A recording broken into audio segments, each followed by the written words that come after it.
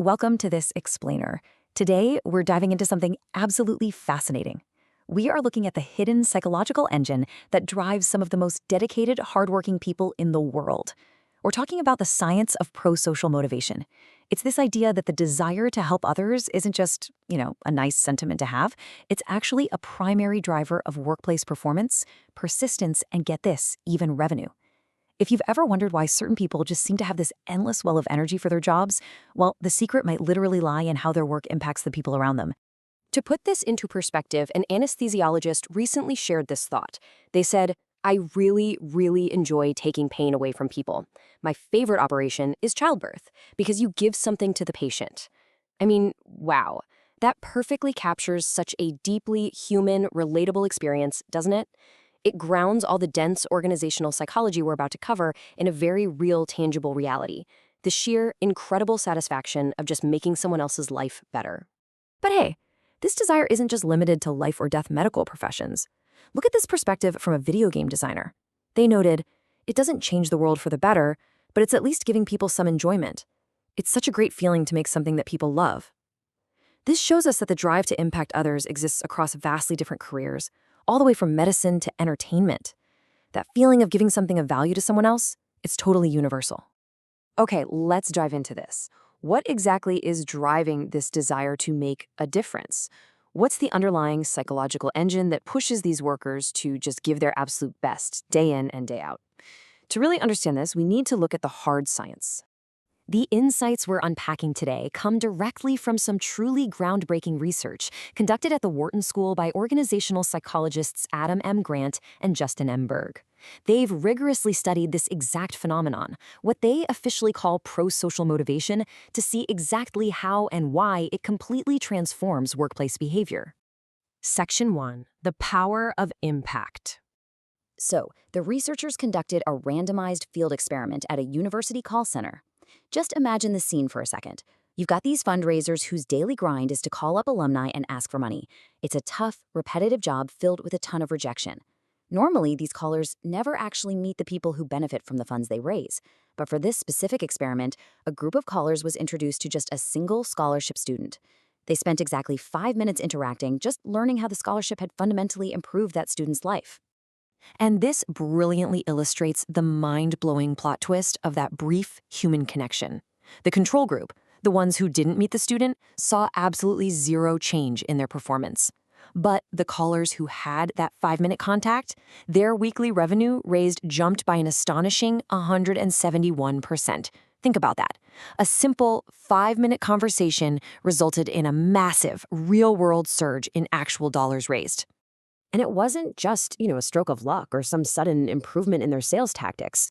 The average caller in that contact group also spent 142% more time on the phone after meeting the student. They were suddenly totally willing to push through the rejection, make more calls, and stay on the line way longer, simply because they had a face and a real story attached to their effort. Their persistence absolutely skyrocketed. Section 2. What is prosocial motivation? Academically speaking, prosocial motivation is defined as the desire to protect and promote the well-being of others. But notice the really important nuance here. It is distinct from pure altruism, and it is entirely independent of self-interested motivations. This is a vital distinction, guys, because it totally changes how we view ambition and helpfulness in the workplace. Now, what's really interesting about this slide is that it busts a very common myth. We usually think of self-interest and prosocial motivation as opposites on a single spectrum, right? Like, if you care about yourself, you can't possibly care about others, and vice versa. But the research shows they are actually independent forces. They can absolutely coexist. You can want to earn a great salary and get that big promotion, while simultaneously being deeply motivated to help your clients or your team. In fact, when both of these are high, employees achieve what psychologists call generativity. There are actually 4 ultimate goals that can drive this, and employees can be driven by a really complex combination of them. First is altruism, which is genuinely helping another without any personal benefit. Second is egoism, so helping someone because it boosts your own self-esteem, makes you feel good, or earns you a reward. Third is principalism, where the motivation comes from advancing a moral value or ethical cause. And finally, collectivism, which is driven by a desire to strengthen your bond with a specific group. So, helping others doesn't require you to be a literal saint. It just requires a real connection to one of these four goals. Section 3, designing jobs for impact. So the crucial point is that jobs must be relationally designed to provide two specific things. First is task significance. This is the structural knowledge that your work actually has an impact on others. But as we all know, knowledge alone isn't always enough to get you out of bed in the morning. The second piece is contact with beneficiaries. This is what creates the emotional connection and the empathy. You need the knowledge of your impact paired directly with the face-to-face or emotional contact with the people you're actually helping. The researchers put together this brilliant rhythmic framework showing 3 temporal ways that leaders can connect their teams to the people they serve. Step 1 is connecting employees to past beneficiaries, kind of like a construction worker having dinner with the family living in the house they built years ago. It fosters immense gratitude. Step 2 is present beneficiaries, like a police officer directly helping a witness week to week. This cultivates deep, immediate empathy. And step 3 is future beneficiaries, which inspires higher standards by showing employees the potential future impact of the decisions they are making right now.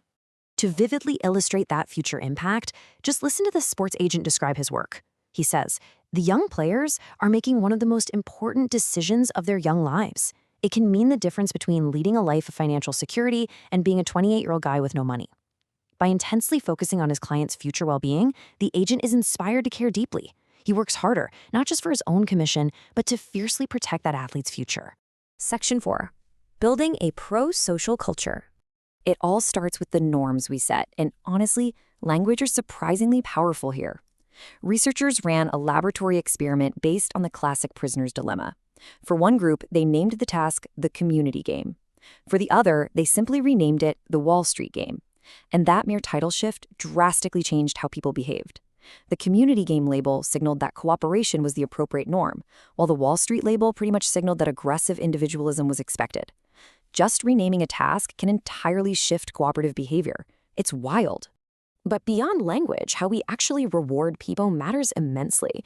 If a company maintains highly individualistic norms, it actually suppresses the natural desire to help.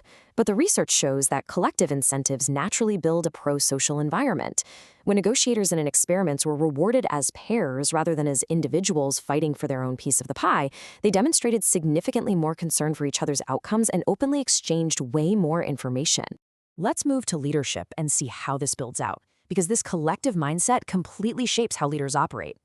Transformational leaders are great, sure, but the type of charisma they use dictates exactly where that prosocial energy goes. Socialized charismatic leadership is based on a strong sense of identification with shared organizational values. It directs the team's energy outward to the mission. Contrast that with personalized charismatic leadership, which builds dependence and loyalty strictly to the leader themselves. A truly pro-social culture relies on shared causes, not just personal loyalty to a boss. Section 5. The pro-social personality. So the researchers highlight 2 broad personality traits here, agreeableness and conscientiousness. Both can make you pro-socially motivated, but they express that desire in entirely different ways. Agreeable employees naturally focus on relationships, so their helpfulness is directed towards specific individuals, like staying late to help a struggling coworker. Conscientious employees, however, are driven by responsibility and order. Their pro-social motivation tends to be directed toward impersonal organizational contributions, like meticulously organizing the shared database so everyone else's job runs smoother. Both are helpful, just in very different forms. We also have to look at core values. Employees with strong benevolence values place a ton of importance on protecting people they are in direct personal contact with. They really need that face-to-face interaction to feel motivated. On the flip side, employees with universalism values have a much broader circle of concern. Think social justice, equality, or the environment. They don't necessarily need direct contact. Just having abstract information about their larger impact is enough to completely ignite their motivation. So as we wrap up this explainer, I really want to leave you with a thought-provoking question to apply to your own daily routine. How can you redesign your own job to connect more directly with the people who actually benefit from your work? Whether you need to seek out a conversation with a past client, reframe the collective goals of your team, or just take a beat to realize the future impact of your current spreadsheet, making a difference isn't just good for the world. It might just be the absolute key to unlocking your best work. Thanks so much for exploring the science of prosocial motivation with me.